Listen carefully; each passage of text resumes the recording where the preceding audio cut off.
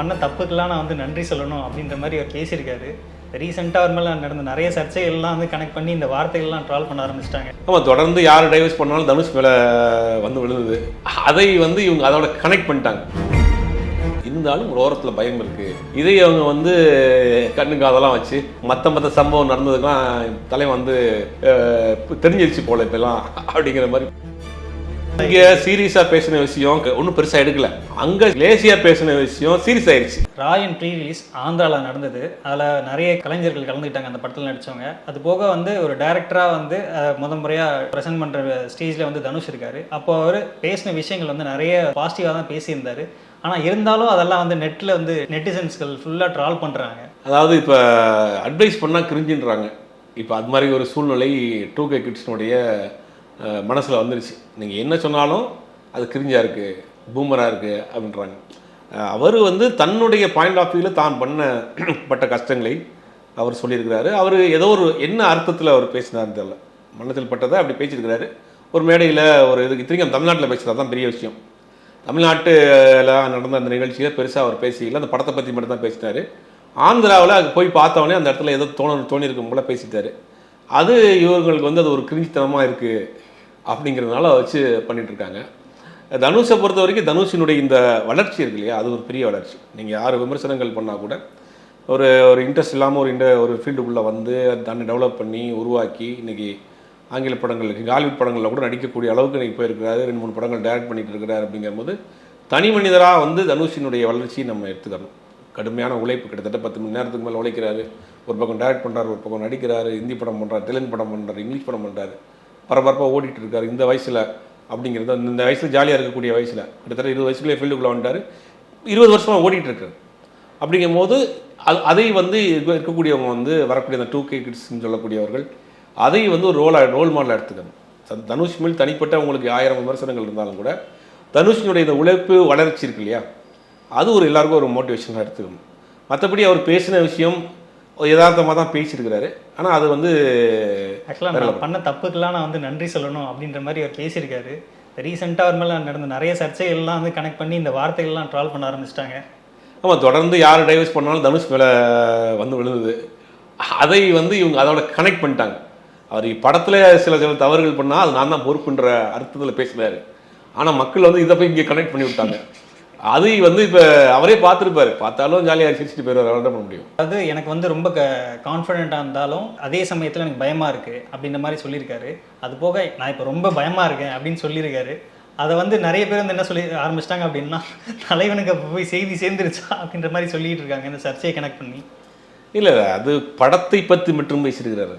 படத்தில் நான் கான்ஃபிடென்ட்டாக ஒரு படம் பண்ணியிருக்கிறேன், இருந்தாலும் ஒரு ஓரத்தில் பயம் இருக்குது, அது மக்கள் தான் கிளியர் பண்ணணும். இதை அவங்க வந்து கண்ணுக்கு அதெல்லாம் வச்சு மற்ற சம்பவம் நடந்ததுக்கெல்லாம் தலைவன் வந்து தெரிஞ்சிருச்சு போல இப்பெல்லாம் அப்படிங்கிற மாதிரி பேசிகிட்டு இருக்காங்க. தனுஷ் பேசுறது முழுக்க படத்தை பற்றி மட்டும்தான் பேசியிருக்காரு. மற்றபடி அவர் பர்சனல் விஷயங்களுக்கு பேசலை. படத்தில் நான் முழு கான்ஃபிடென்ட்டோட படம் பண்ணியிருக்கிறேன், இருந்தாலும் எனக்கு ஒரு பயம் இருக்குது, அதில் ஏதாவது தவறுகள் பண்ணியிருக்கணும் அப்படிங்கிற ஒரு சந்தேகம் இருக்குங்கிறாரு. மற்றபடி அந்த மாதிரியான ஒரு இடத்துல போய் வேறு கண்டென்ட் கொடுக்க வேண்டிய அவசியம் இல்லை. தமிழ்நாட்டில் கொடுத்தா கூட சரி கண்டென்ட் எடுத்துக்கலாம், படத்துக்கு ப்ரொமோஷனுக்கு ஏதோ பேசிக்கிறாரு. ஆந்திராவில் போய் பேசியிருக்கிறாரு. அப்படிங்கும் போது அவர் படத்தை பற்றி மட்டும்தான் பேசியிருக்காரு. அது சோசியல் மீடியாவில் தமிழ்நாட்டில் பேசும்போது என் மனசாட்சிக்கு தெரியும் நான் யார் அப்படின்னு சொல்லி, அந்த மாதிரி என் ஃபேமிலிக்கு தெரியும், என் ரசிகர்களுக்கு தெரியும், என் பசங்களுக்கு தெரியும். ஆனால் நான் அந்த மனசாட்சி சொல்கிறது விதமாக பேச ஆரம்பித்தா நிறைய பேருக்கு ஆபத்தாக இருக்கும் அப்படின்னு சொல்லி இங்கே நிறைய விஷயங்கள் பேசிட்டாரு. ஆனால் அங்கே போய் கேஷுவலாக பேசின விஷயங்கள் வந்து இங்கே வந்து செம்ம வயலில் இங்கே சீரியஸாக பேசின விஷயம் காமெடியாக ஒன்றும் பெருசாக எடுக்கல, அங்கே லேசியாக பேசின விஷயம் சீரியஸ் ஆயிடுச்சு. இது வந்து முழுக்க படத்துக்காக படத்தை பற்றி மட்டும் பேசப்பட்ட விஷயம் அது. ஆனால் அது வந்து சோசியல் மீடியாவில் வேறு மாதிரி டைவர்ட் ஆகி போச்சு. ஒரு வகையில் அது ஒரு படத்துக்கு ஒரு ப்ரொமோஷன் தான். எனக்கு தெரிஞ்சது ஒரு பெரிய ஒரு பல லட்சம் செலவு பண்ண வேண்டிய விஷயத்த ஒரு சின்ன ஒரு இன்டர்வியூவில் அது முடிஞ்சிருச்சு. அது ஒரு படத்துக்கு ஒரு ப்ளஸ்ஸாக தான் அமையும்னு நினைக்கிறேன். சார், அதே மாதிரி இப்போ தொடர்ந்து வந்து தனுஷோட படங்கள் நிறைய படங்கள் வந்து ஆந்திராவில் வந்து பெரிய ரிலீஸ் கிரியேட் ஆகுது. அதே மாதிரி இப்போ ரீசெண்டாக நடந்த ஆந்திராவில் வைக்கிற ஃபங்க்ஷன்லாம் வந்து தமிழில் தான் பேசுவேன், தமிழில் தான் பேசுகிறாரு அப்படின்ற மாதிரிலாம் வருது. அது வாண்டடாக அவர் பண்ணுறாரா இல்லை அது எதுக்காக சார் அந்த மாதிரி பண்ணுறாரு? இல்லை, எங்கேயுமே வேஸ்ட்டு கட்டு தான் போகிறாரு, தமிழில் தான் பேசுகிறாரு. நீங்கள் அதே ஹிந்தி படங்களில் போகிறப்ப இங்கிலீஷில் பேசுகிறாரு. ஹிந்தி மேக்ஸிமம் அவாய்ட் பண்ணிட்டு இங்கிலீஷில் பேசுகிறாரு. அது அவருடைய ஒரு அது அவருக்கு பிடிச்சிருக்கு. அது பண்ணுறாரு. அது பண்ணாமல் போனாலும் நீங்கள் ஆந்திராவில் போய் தெலுங்கில் பேசியிருந்தால் நீங்கள் என்ன ஆயிருக்கும். அதனால் வந்து எதையாவது ஒரு விஷயத்த ட்ரோல் பண்ணுன்றக்கா கனெக்ட் பண்ணுவாங்களே ஒழிய அவர் அது எப்பயுமே நேச்சராக தான் இருக்கிறார். மற்றபடி அது பர்பஸாக பண்ணியிருக்கிறதுக்கு வாய்ப்பு இல்லை. இப்போ வந்து தனுஷ் அந்த ராயன் படத்தை வந்து கலாநிதி மாறன் அவர்கள் பார்த்துட்டு இது இந்த படத்தில் வந்து எந்த கட்டுலுக்கான தேவையில்லை, ஏ சர்டிஃபிகேட் கொடுத்தாலும் பரவாயில்ல, அப்படியே ரிலீஸ் பண்ணிக்கலாம் அப்படின்ற மாதிரி சொல்லியிருக்காரு.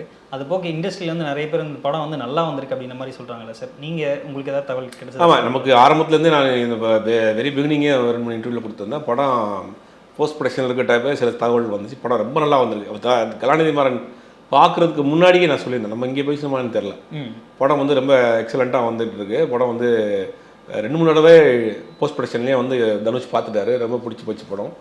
கொஞ்சம் வயலன்ஸாக இருக்குங்கிறதுக்காக தான் ஏ சர்டிஃபிகேட் கொடுத்துருக்குறாங்க.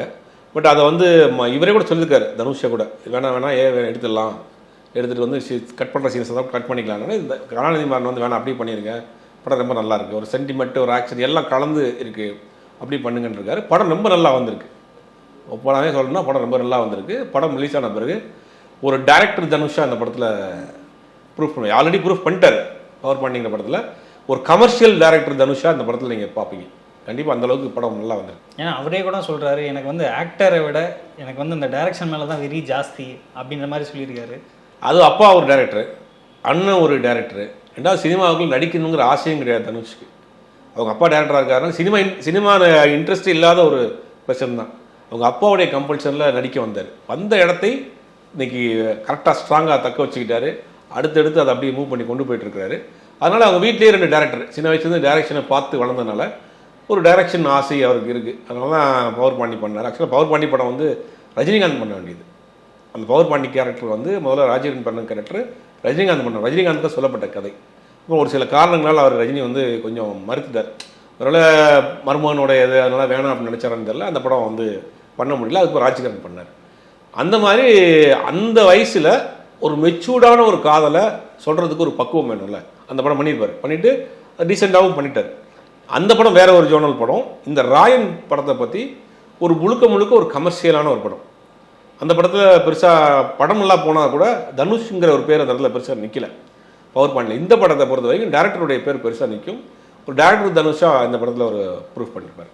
அடுத்து வந்து இப்போ தனுஷோட லைனப்பில் பார்த்தீங்கன்னா அந்த டைரக்ஷன் வந்து அடுத்தடுத்து படங்கள் வந்து அப்டேட் விட்டுக்கிட்டே இருக்காரு. ஆல்ரெடி வந்து நிலவுக்கு என்மேல் என்னடி கோபம் அப்படின்ற ஒரு படம் ஒன்று சொல்லிட்டு இருந்தாங்க. அடுத்து வந்து இப்போ வந்து நித்யா மேனன் வச்சு அவரோட டைரக்ஷனில் ஒரு படம் பண்ண போகிறாரு அப்படின்ற ஒரு தகவல் வருது. அது உண்மையா சார்? இல்லை, அது இப்போதைக்கு பண்ணுறதுக்கு வாய்ப்பே இல்லை. அவருடைய லைனப் பார்த்தீங்கன்னா இந்த 2026 வரைக்கும் வச்சுருக்காரு. 2026 வரைக்கும் லைனப் ஃபுல்லாக வச்சுருக்காரு. அதனால் அவர் பண்ணுறதுக்கு வாய்ப்பு இல்லை. இப்போ இந்த புறநானூறு ஒரு படம் கூட அவர்கிட்ட தான் போச்சு கதை. சூர்யா ட்ராப் பண்ண பிறகு அவர் தான் பண்ணுறதா இருந்துச்சு. பட் டேட் இல்லை. ஒரு வருஷம் அவங்களால வெயிட் பண்ண முடியாதுன்னா இப்போ சிவகாதையை வச்சு பண்ணுறாங்க சுதா கோங்கரா. அப்படிங்கும் போது அவர் பிஸியாக இருக்கிறதுனால இப்போதைக்கு டைரக்ஷன் இந்த 2 படம் ராயன் முடிச்சுட்டு நிலவுக்கு என்மேல் என்னடி கோபம் படத்தை முடிச்சிட்டாரு. சின்ன கிளாஸ் ஒர்க் மட்டும் போதும். அதையும் முடிச்சிட்டாருன்னா டைரக்ஷன் இப்போ உடனே பண்ண மாட்டார். டைரக்ஷன் பண்ணுறாருன்னா 2026 மேலே பண்ணுறதுக்கு வாய்ப்பு இருக்குது. இப்போ படங்களுடைய லைனப் வரிசையாக இருக்குது.